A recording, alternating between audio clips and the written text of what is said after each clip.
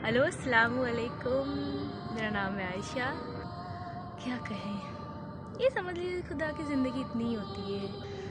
और dear dad, कब तक लड़ेंगे अपनों से? गैस विड्रॉल कर दो। ये आयशा लड़ाई के लिए नहीं बनी, अपनी ज़िंदगी तो यहीं तक है। अल्लाह से दुआ करती हूँ कि अब दोबारा इंसानों की शक्ल ना दिखाए। मरने से पहले आयशा ने माता पिता से की आखिरी बात। बोली, पति ने कहा था कि मरना है तो मर जाओ। गुजरात के अहमदाबाद में आयशा नामी एक दहेज पीड़िता ने यह कहकर अपनी जान दे दी कि उसके पति की उसे कोई ज़रूरत नहीं है, हालांकि वो उससे मोहब्बत करती थी।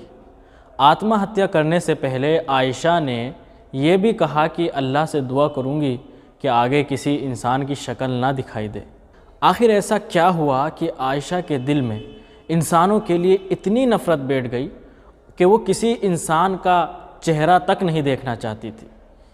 यह आयशा साबरमती नदी के किनारे बैठकर एक वीडियो बनाती है जिसमें वो बताती है कि अपनों से बहुत खुश है, माँ बाप से भी, दोस्तों से भी और पति से भी खुश है, लेकिन उसकी ज़बान की लड़खड़ाहट और पलकों में छुपे आंसुओं की कड़वाहट बता रही थी कि चोट बहुत गहरी है। आयशा के परिजनों से जब बात की गई तो पता चला सारा मामला दान दहेज का था, जो उन्हें लड़कों को अदा करना था और ऐसा करने की ताकत उनमें न थी। आयशा की शादी 2018 में राजस्थान के आरिफ खान से हुई थी, लेकिन शादी के बाद वो उसे दहेज के लिए प्रताड़ित करने लगा। लड़की के पिता ने बताया कि आरिफ के घरवाले 1.5 लाख की मांग कर रहे थे और किसी तरह से उन पैसों का इंतज़ाम करके उन्हें दे भी दिया गया था, लेकिन उनका लालच बढ़ता ही गया। कुछ महीनों के बाद आरिफ फिर आयशा को अहमदाबाद उसके मायके छोड़ गया। आयशा बराबर इस उम्मीद में रही कि आरिफ खान उसे लेने ज़रूर आएगा, लेकिन उसकी आस हसरत बन गई। आयशा के पिता लियाकत अली ने कहा कि मरने से पहले आयशा ने कॉल किया था और बताया था कि वो साबरमती पुल पर खड़ी है और मरने जा रही है। इस पर दोनों यानी उसके पिता और माता ने खूब समझाया, लेकिन वो नहीं मानी। आयशा को कुरान की कसम तक दिलाई गई, लेकिन आयशा का कहना था कि उसका पति आरिफ उसे लेने नहीं आ रहा है। आयशा ने अपने पति से ये बात कही कि वो उसके बिना मर जाएगी, तो उस पर उसके शौहर का रिएक्शन ये था कि मरना है तो मर जाओ। इस बात से आयशा काफ़ी टूट गई थी। आयशा के साथ जो भी कुछ हुआ और जिस भी कारण हुआ, निंदनीय और दुखद है। ये कहानी कोई नई नहीं है, अनोखी नहीं है। इस तरह देश में कई ऐसी लड़कियां हैं जिनकी कहानी वही है जो आयशा की कहानी थी। देश में औसतन हर 1 घंटे में एक महिला दहेज के कारण मौत का शिकार हो जाती है।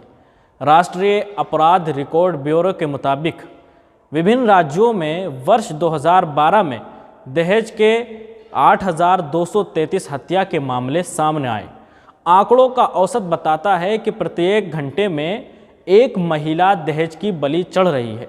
केंद्र सरकार की जानिब से जुलाई 2015 के जारी आंकड़ों के मुताबिक पिछले 3 सालों के अंदर दहेज के कारण मौत का आंकड़ा 24,771 था, जिनमें से 7,048 मामले सिर्फ उत्तर प्रदेश से थे।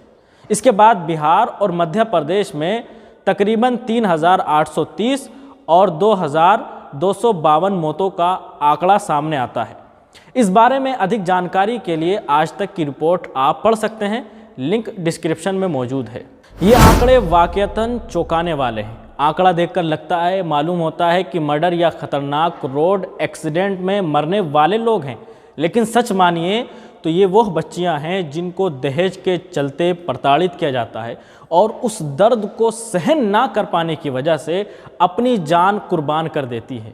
इन आंकड़ों को देखने के बाद सवाल ये उठता है दोस्तों कि भारत सरकार और भारतीय न्यायालय का दहेज को लेकर क्या रुख है। दहेज निषेध अधिनियम 1961 के अनुसार दहेज लेने, देने या इसके लेन देन में सहयोग करने पर 5 वर्ष की कैद और 15,000 रुपये के जुर्माने का प्रावधान है।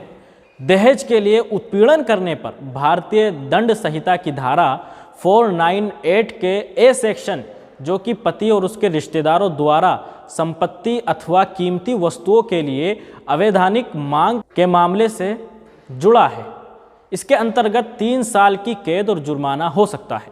धारा 406 के अंतर्गत लड़की के पति और ससुराल वालों के लिए 3 साल की कैद अथवा जुर्माना या दोनों, यदि वे लड़की के स्त्री धन को उसे सौंपने से मना करते हैं। यदि किसी लड़की की विवाह के 7 साल के भीतर असामान्य परिस्थितियों में मौत होती है और ये साबित कर दिया जाता है कि मौत से पहले उसे दहेज के लिए प्रताड़ित किया जाता था, तो भारतीय दंड संहिता की धारा 304 के सेक्शन बी के अंतर्गत लड़की के पति और रिश्तेदारों को कम से कम 7 वर्ष से लेकर आजीवन कारावास की सज़ा हो सकती है। आइए अब देखते हैं कि आयशा का ताल्लुक जिस धर्म यानी इस्लाम से था, इस बारे में इस्लाम क्या कहता है। आइए सुनते हैं एक इस्लामिक स्कॉलर कमालुद्दीन सनाबली साहब को, जिनका ताल्लुक है दिल्ली से। वो दहेज के बारे में क्या महत्वपूर्ण जानकारी दे रहे हैं। अहमदाबाद से आयशा नामी लड़की की खुदकुशी की खबर मीडिया और सोशल मीडिया के जरिए मिली। इस हादसे को सामने रखते हुए मैं NIN के माध्यम से 3 बातें आपके सामने अर्ज करूंगा। नंबर 1 कि आयशा और उसके शोहर आरिफ का ताल्लुक इस्लाम से है, यानी उस धर्म से, उस मजहब से कि जो शादियों को आसान करने की तालीम देते हैं। खैरुन निकाही ऐसरुहु, यानी सबसे बेहतरीन निकाह वो है जो सबसे ज्यादा आसान हो। जहेज का मामला आता है, जहेज में बाकायदा फरमाइश की जाती है, मुतालबा किया जाता है, हमको गाड़ी चाहिए, 4 व्हीलर चाहिए, हमको ये सामान चाहिए, यानी लड़की वालों पर ये पूरा बोझ डाला जाता है। उसके बाद भी फिर लड़की को परेशान किया जाता है कई वाकयात में, और अगर उसके घर वाले उसकी लड़के वालों की ये फरमाइश पूरी नहीं करते, उनके ये मुतालबे पूरे नहीं करते, तो उसको टॉर्चर किया जाता है, उसको परेशान किया जाता है, उसको छोड़ देने की धमकी दी जाती है, उसको उसके घर छोड़ दिया जाता है, जैसा कि आयशा के साथ हुआ। कितनी शर्म की बात। नंबर 2, इस तरह के हालात को फेस कीजिए, इनका मुकाबला कीजिए, लेकिन कोई गलत कदम मत उठाइए। खुदकुशी करना मसले का हल नहीं है। खुदकुशी करना इस्लाम में भी हराम है, इस्लाम में हराम है। अगर आप खुदकुशी करते हैं तो जहन्नम में उसी तरह की सजा दी जाएगी। दूसरी बात यह कि आपने तो खुदकुशी कर ली, लेकिन आप अपने माँ बाप को एक ऐसा घाव देकर जाती हैं कि जो हमेशा वो अपने दिल में उसको महसूस करेंगे। नंबर 3, तीसरी चीज़ ये कि इस तरह का जो हादसा होता है, इस तरह का जो वाक़या होता है, उसमें हमारी जिम्मेदारी क्या है, समाज वालों की जिम्मेदारी क्या है, सरकर्दा लोगों की, सरकर्दा शख्सियात की जिम्मेदारी क्या है। सिर्फ ये कि वाक़या सामने आया, न्यूज़ सामने आई और उस पर अफसोस जता दिया कि अफसोस, दिल बोझल हो गया, बस इतनी जिम्मेदारी। सिर्फ इतनी जिम्मेदारी नहीं है, बल्कि हमें इससे बढ़कर, आगे बढ़कर, कदम बढ़ाकर ये करना होगा कि इन रस्मों को, इस बोझ को ख़त्म करने की कोशिश करनी चाहिए। शादियों को आसान बनाने के लिए अमली कदम उठाना चाहिए। इस पर समाज को जागरूक करने की ज़रूरत है, बेदार करने की ज़रूरत है कि हम अपनी शादियों को आसान बनाएं। अब बात करते हैं इसका हल क्या है।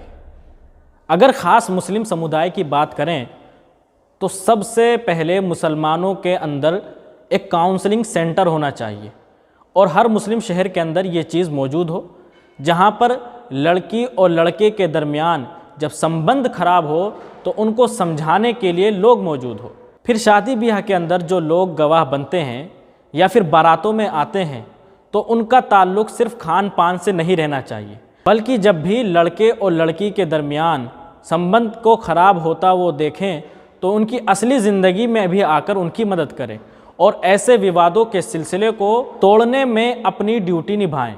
पेरेंट्स को ये बात भी अपने सामने रखनी चाहिए कि अपनी बच्ची को ऐसे लोगों के हाथ ना सौंपे जो शख्स लड़की से नहीं बल्कि उसकी दौलत से प्यार करता है। एक वजह यह भी हो सकती है कि लड़कों पर बेजा मुकदमों ने उन कानूनों को कमज़ोर कर दिया है जो जहेज प्रथा के खिलाफ बनाए गए थे। पुरुषों के साथ महिलाएं तरह तरह के हथकंडे अपनाकर उन्हें अपना शिकार बना रही हैं, साथ ही कानून का गलत प्रयोग कर रही हैं। इससे पुरुष और उनके परिजन काफ़ी परेशान रहते हैं। आंकड़ों के मुताबिक ज़्यादातर महिलाएं दहेज एक्ट 498 के सेक्शन ए का ज़्यादा गलत इस्तेमाल कर रही हैं। इस मामले में महिला संगठनों ने भी आवाज़ उठाई है और कहा कि महिलाओं का ये कर्तव्य निंदनीय है और ऐसी महिलाओं के खिलाफ कठोर कार्रवाई होनी चाहिए। जहेज न लेने की करारदाद समाज पूरी बहुमत से पास करे और इस पर कड़ा एक्शन ले। फिर गवर्नमेंट को भी आगे आकर खुद इसका संज्ञान लेना चाहिए। सबसे अहम बात यह है कि सिर्फ बातें ना बनाई जाएं, क्योंकि समाज के अंदर दहेज पर पाबंदी की बात तो सभी लोग कर लेते हैं, लेकिन दहेज लेने से इनकार कोई नहीं करता। आप दोबारा से देखिए आयशा की वीडियो और उसके माँ बाप के साथ उसकी वो कॉल रिकॉर्ड और फिर सोचिए, ठंडे दिल से सोचिए, दिल पर हाथ रख के सोचिए कि दहेज की प्रथा किस तरह से समाज को नुकसान पहुंचा सकती है और किस किस तरीके से इंसान की जान ले सकती है। और फिर अपने आप से अहद कीजिए कि हम ना दहेज लेंगे और ना देंगे। हेलो, अस्सलाम वालेकुम। मेरा नाम है आयशा आरिफ खान और मैं जो भी कुछ करने जा रही हूँ अपनी मर्ज़ी से करना चाहती हूँ। इस पर किसी का दौर या दबाव नहीं है। अब बस क्या कहें, ये समझ लीजिए खुदा की ज़िंदगी इतनी ही होती है और मुझे इतनी ही ज़िंदगी बहुत सुकून वाली मिली। और डियर डैड, यार कब तक लड़ेंगे अपनों से?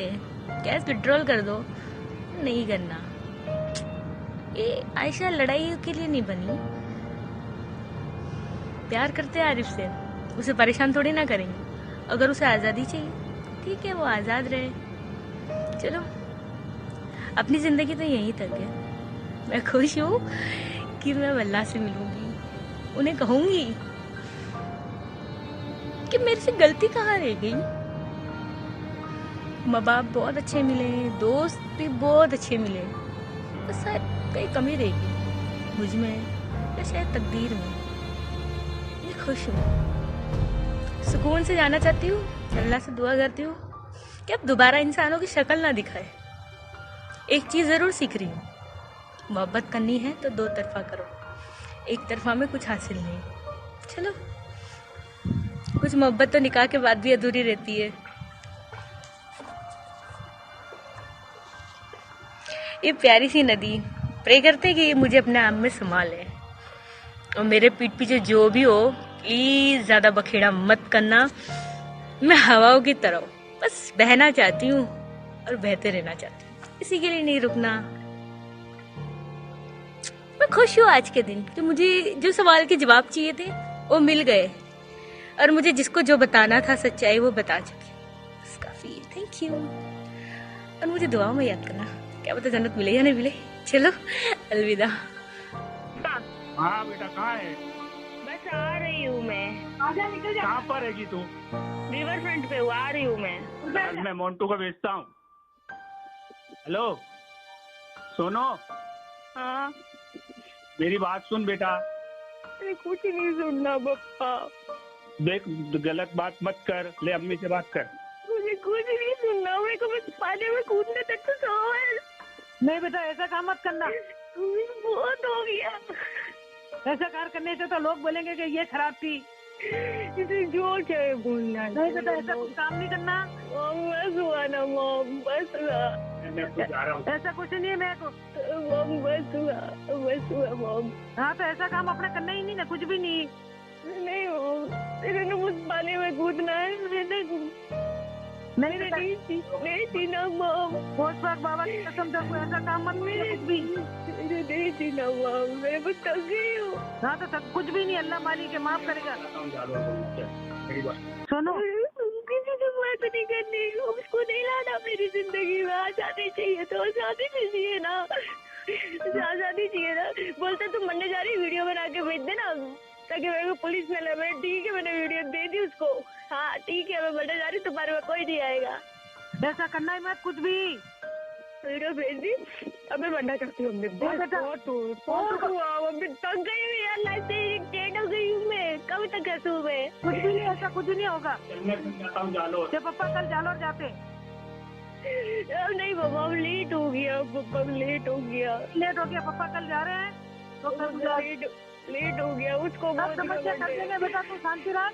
जी वो मैंने अब नहीं जीना, सोनू अब नहीं जीना पापा। ये बेटा सोनू मेरी बात अब मैं बता दी, सोनू मेरी बात सुनेगी पहले। ऐसे नहीं लाना मेरी लाइफ में, तो ठीक है ना, नहीं जीना मुझे, अरे नहीं जीना। मैं जा रहा हूँ, जानो मेरे को खाली मेरे भैया को घर आ जिसने जा, बुलाना है एक बुलाओ। बीच की ले, मेरी बात सुन ले बेटा। इसका तूने सुना ना मेरा?